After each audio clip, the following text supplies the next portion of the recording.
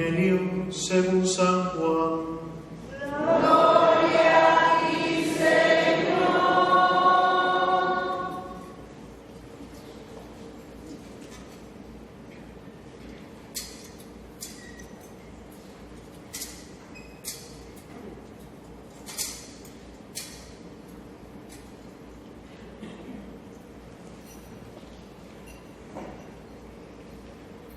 En aquel tiempo, junto a la cruz de Jesús estaban su madre, la hermana de su madre, María la de Cleofás, y María la Magdalena.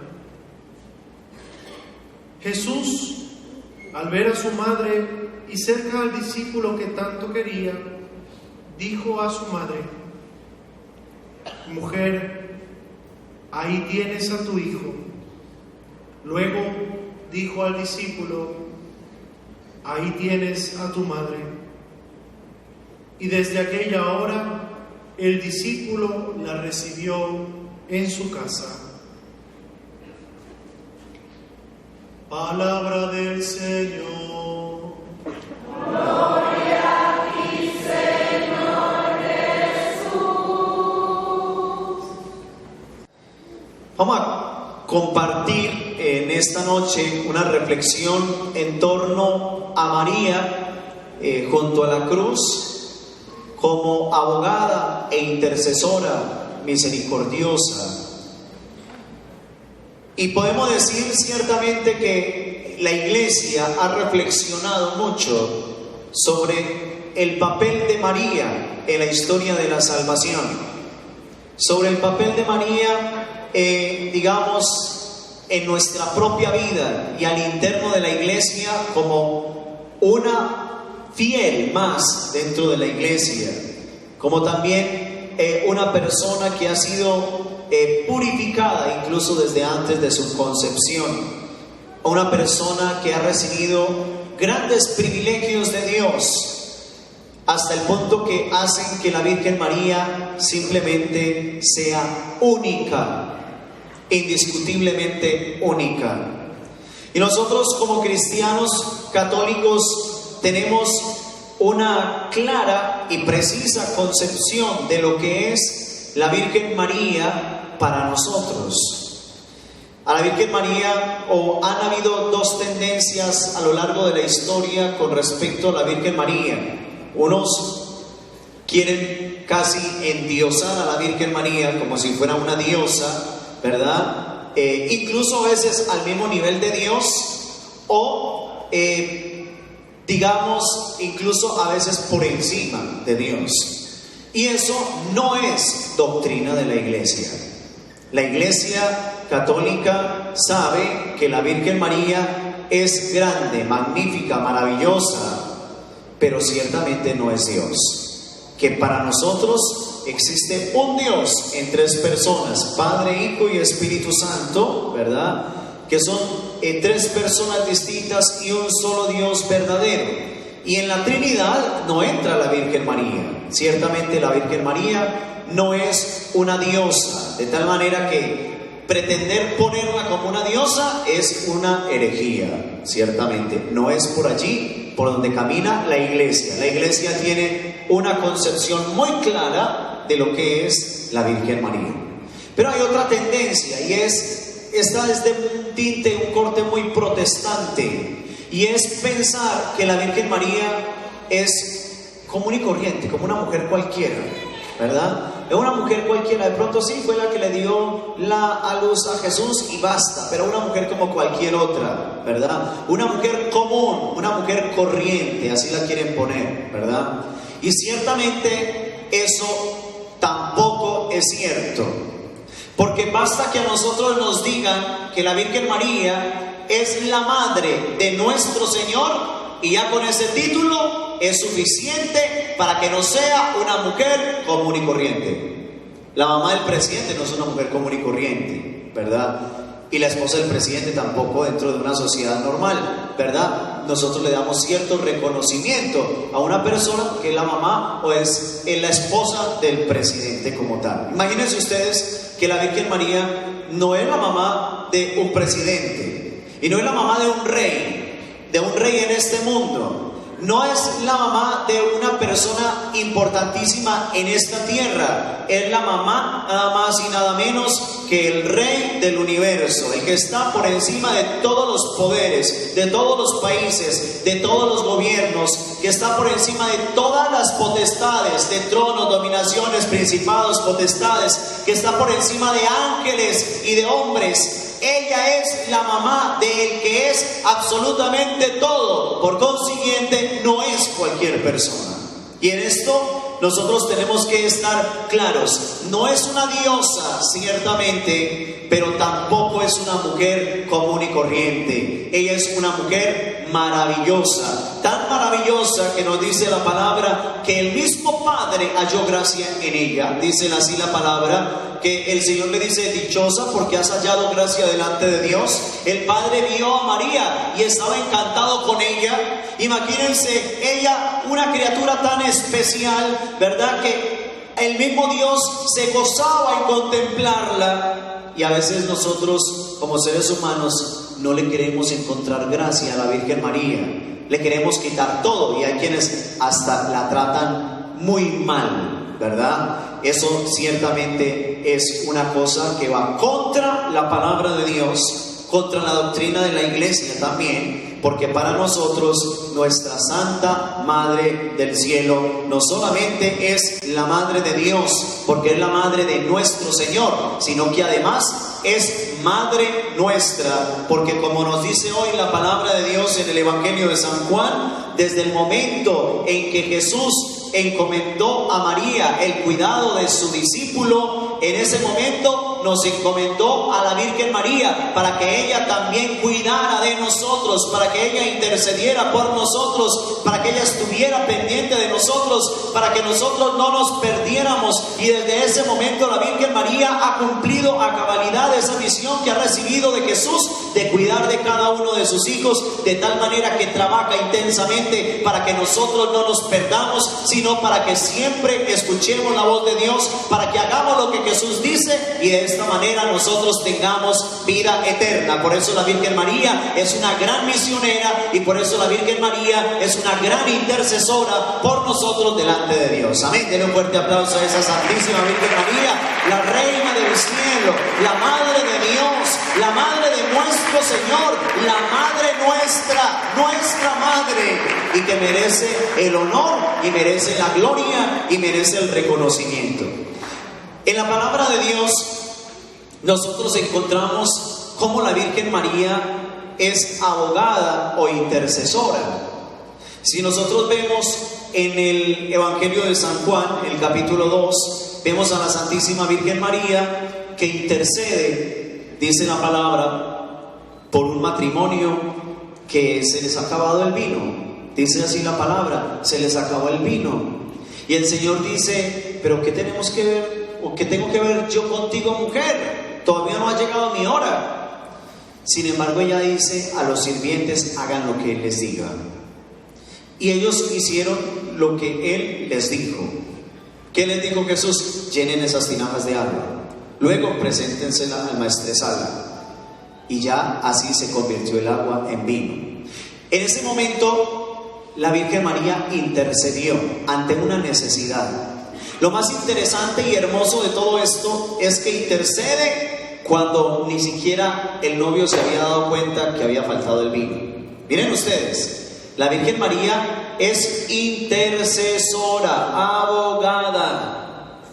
Y cuando nosotros la invitamos a nuestra casa, como la invitaron esta parejita según la boda de Caná, la invitaron a su casa para la fiesta de bodas, cuando todos invitamos a la Virgen María a nuestra casa, ella nos ayuda a resolver nuestros problemas mucho antes que nosotros nos demos cuenta. Cuando el novio se dio cuenta que el agua estaba, que había un problema, que no había vino, que se había acabado el vino, cuando él se dio cuenta que se había acabado el vino, era porque ya Jesús había hecho el milagro. Y ya Jesús había hecho el milagro porque ya la Virgen María se había dado cuenta mucho antes. Es decir, miren ustedes la capacidad de intercesión que tiene la Virgen María en cada una de nuestras vidas, que es capaz, cuando nosotros la llevamos a nuestra casa y la convertimos en nuestra reina y la cogemos como madre nuestra, cuando nosotros la hacemos parte de nuestra familia, la Virgen María, ella se da cuenta de nuestros problemas cuando nosotros ni siquiera nos hemos dado cuenta y nos lo soluciona incluso antes de que nosotros nos demos cuenta. Esto se llama poder que Dios le ha dado para que interceda por nosotros y nos ayude en todas nuestras dificultades, porque además de ser la madre de Dios, es nuestra madre. Amén. Ustedes miren, queridos hermanos, primer texto, Evangelio de San Juan, capítulo 2, nos muestra cómo la Virgen María intercede por esta pareja, digámoslo así, ¿verdad? Para que puedan tener el vino que se les había acabado. Luego, en la palabra de Dios, también nosotros vemos en este pasaje de la Escritura que nosotros escuchamos hoy, Evangelio de San Juan también, capítulo 19, nos dice que junto a la cruz de Jesús estaban su madre. Ahí estaba su madre, dice la palabra. Estaba la hermana de su madre, María la de Cleofás, y María Magdalena. ¿Cuál es el papel de María ahí, junto a la cruz, al pie de la cruz? El papel de ella es compartir el sufrimiento de su hijo. ¿Qué madre no solamente comparte el sufrimiento de sus hijos, sino que quisiera quitarle el sufrimiento a sus hijos para sufrirlo ella? Es decir, que el sufrimiento de la Virgen María, que no es un sufrimiento físico, pero es un sufrimiento moral, porque ella está viendo morir a su hijo, está asociada a los sufrimientos de su hijo. ¿Y cuánto no querría ella estar crucificada en vez de su hijo? Y eso de que no puede estarlo también hace que sufra más. Quienes son madres saben lo que significa que una madre realmente quiera quitarle un dolor que tenga a su hijo. ¿Qué madre no quiere solucionarle los problemas a su hijo? ¿Y qué madre no sufre con su hijo? De hecho, una madre que tiene más hijos generalmente sufre con el que esté sufriendo más, y está cerca del que más esté sufriendo. De tal manera que María, asociada a los sufrimientos de Jesús en la cruz, es también intercesora. Por eso el tema que nosotros reflexionamos hoy, ella intercede por nosotros delante de su Hijo Jesús, porque también ella ha sido asociada al sufrimiento, ¿verdad? De una manera diversa a Jesús, pero asociada al sufrimiento. Y el sufrimiento sirve también para que nosotros podamos interceder por los demás. Gracias al mayor sufrimiento que tuvo Jesús, que fue en la cruz, nosotros tuvimos la salvación y la vida eterna. Gracias al sufrimiento que tiene la Virgen María, un sufrimiento moral, junto a la cruz, nosotros podemos recibir grandes intercesiones de ella. Gracias a cuántos sufrimientos que nosotros podemos tener de manera personal, por enfermedades, por situaciones familiares, sentimentales, emocionales, podemos nosotros purificarnos y ayudar a que otros se purifiquen. El sufrimiento tiene una función purificadora. Y también tiene o puede tener una función de intercesión, ¿verdad? Por los demás. ¿Cuánto puede lograr un enfermo en una cama cuando une su sufrimiento, su dolor, su enfermedad a la cruz de Jesús? ¿Cuánto logra para sí mismo? ¿Cuánto logra para su familia? ¿Y cuánto logra para toda la humanidad si logra unir ese sufrimiento? Si en vez de quejarse, si en vez de maldecir, dice: Señor, esto que yo tengo lo uno a tu cruz para que se convierta en un sufrimiento salvífico. Jesús sufrió en la cruz y nos salvó. La Virgen María sufrió también junto a la cruz, y ese sufrimiento se convirtió en salvífico e intercesor para cada uno de nosotros. Y también nosotros podemos hacer que nuestro sufrimiento no sea en vano, sino que también sirva para nuestra purificación por nuestros propios pecados y también para la purificación de los demás. Esto que vive la Virgen María ya se lo había anunciado el Señor a través de Simeón ¿verdad? Cuando fueron a presentar al niño, dice, Simeón le dice a María, a ti una espada te atravesará el alma. Aquí junto a la cruz estamos viendo esa espada que atraviesa el alma de María. Y esa espada que duele, esa espada que toca hasta lo más profundo de su ser. Esa espada que la lleva hasta el límite es lo que hace que ella sea asociada a los sufrimientos de Jesús, y es lo que hace que ella también se convierta en omnipotente intercesora, como dicen los documentos de la iglesia. Esto significa que a la hora de interceder por una necesidad nuestra, por un problema nuestro, por una enfermedad nuestra, por una tristeza nuestra, por un sufrimiento nuestro, a la hora de interceder por todas esas situaciones difíciles, no hay nadie que se gane a la Virgen María. La Virgen María es la omnipotente intercesora, ¿ok? A la hora de interceder, no hay quien se la gane. Es decir, tenemos una abogada maravillosa que puede interceder por nosotros en cualquier momento y puede ayudarnos de verdad, porque ciertamente Jesús ama entrañablemente a su madre, y un hijo que ama a su madre no le niega nada. ¿Ustedes creen que Jesús le puede negar o le podrá negar algo que su madre le pidió? Nos dice el Evangelio de San Juan en el capítulo 2 que no había llegado la hora de actuar, no había llegado la hora de hacer milagros, y Jesús le dijo a esto a la Virgen María: mujer, ¿por qué me pides que haga un milagro si todavía no ha llegado mi hora? Y sin embargo, cuando no había llegado la hora, la Virgen María intercedió por una necesidad de una familia y le arrancó un milagro a Jesús para que les multiplicara o para que les convirtiera el agua en vino. Imagínense ustedes, si la Virgen María le arrancó un milagro a Jesús cuando no había llegado la hora, ¿qué no puede hacer ahora, en este momento, cuando sí ha llegado la hora, cuando ya está instituido el reino de Dios en el mundo y cuando realmente Jesús puede actuar con todo su poder y con toda su acción? Imagínense lo que puede hacer la Virgen María. Entonces, queridos hermanos, encontramos en este texto a una Virgen María como abogada y como intercesora. Y también encontramos a la Virgen María como intercesora en Pentecostés, en el Evangelio, en los Hechos de los Apóstoles, en el capítulo 1. Nosotros encontramos que estaban todos los discípulos reunidos en oración, y ahí también estaba la Virgen María orando con ellos e intercediendo por ellos, porque ya ella había recibido su Pentecostés personal. Lo he dicho en otras ocasiones, ella ya había tenido una experiencia del Espíritu tan grande, tan poderosa, tan increíble, tan trascendente, que la dejó embarazada. Imaginen ustedes qué experiencia tuvo la Virgen María del Espíritu Santo, que quedó embarazada por él. Ella ya había tenido su Pentecostés personal, ¿verdad? En este momento, en Pentecostés, ella no necesitaba el Espíritu Santo, ella ya estaba llena.